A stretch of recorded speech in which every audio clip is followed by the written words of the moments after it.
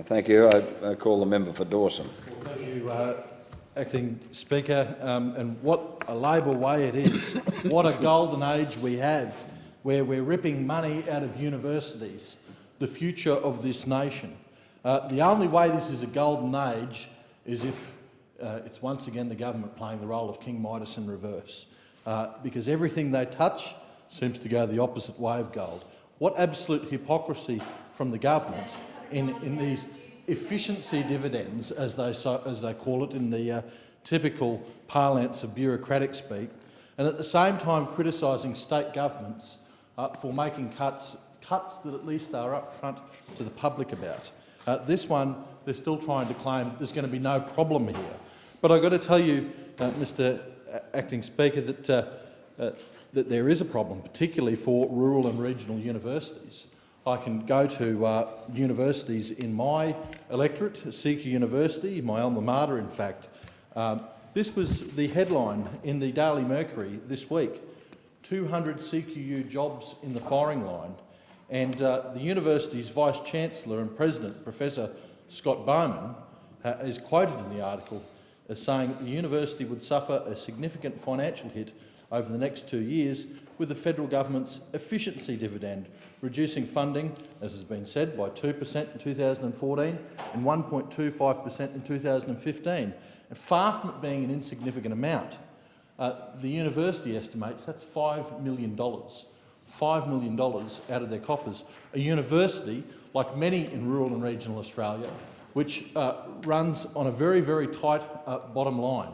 As a result of these cuts, along with other added pressures, they have had to sack 200 teaching staff from the university.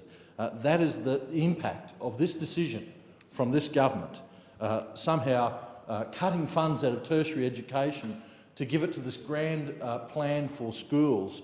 And as has been said before, that's just simply robbing Peter to pay Paul. I have as well a letter from Scott Bowman, the Vice-Chancellor of CQUniversity, sent to me 22nd of May, where he again says that this financial repositioning that the university is going to have to do, or basically major cutbacks, has been done because of, and he lists a number of impacts, but one of them is the upcoming efficiency dividends that the federal government is claiming. Not the only university in my area to be impacted by this. James Cook University also provides services into the Mackay region and into the northern part of my electorate, and the Vice-Chancellor there, Sandra Harding, has been very critical. She has said that the university is going to have to take a long, hard look at their budget for the next financial year because of this.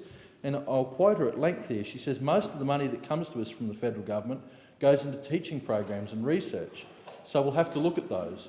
We will, of course, look at minimising the impacts on students, but we'll have to look at the whole budget, and yes, courses may be affected. You can't take 2% out of any business model and not expect it to hurt.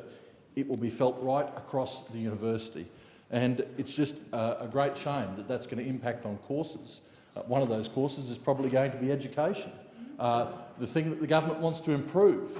And here, because of an efficiency dividend or a savage cut that this government is making, this university is going to have to cut back on its courses and the quality of those courses. And that caused James Cook University Student Association President Jesse Cook, a student union which is not normally critical of Labor governments, I suppose, and he said this: how can the Prime Minister claim we are providing young Australians with a flying start in life when we're sending them to underfunded universities? A flying start to where? A flying start to where? And I agree with his sentiments. This is just a savage cut at a time where it really isn't needed. I noticed the National Tertiary Education Union has come out as well against this, saying that this will mean a write-down of $154 million in research support funding. It'll be $7 million a year less in Indigenous support, disability support and participation and partnership funding, the most needy people in the community that we want to actually get into university education to better their lives, and it's cutting funding from them. This is an insidious cut from this government, and it really does need to be repealed. So I am very glad to speak on this motion condemning the government, and I hope that they see sense that they see sense and restore the funding and stop being such hypocrites about this.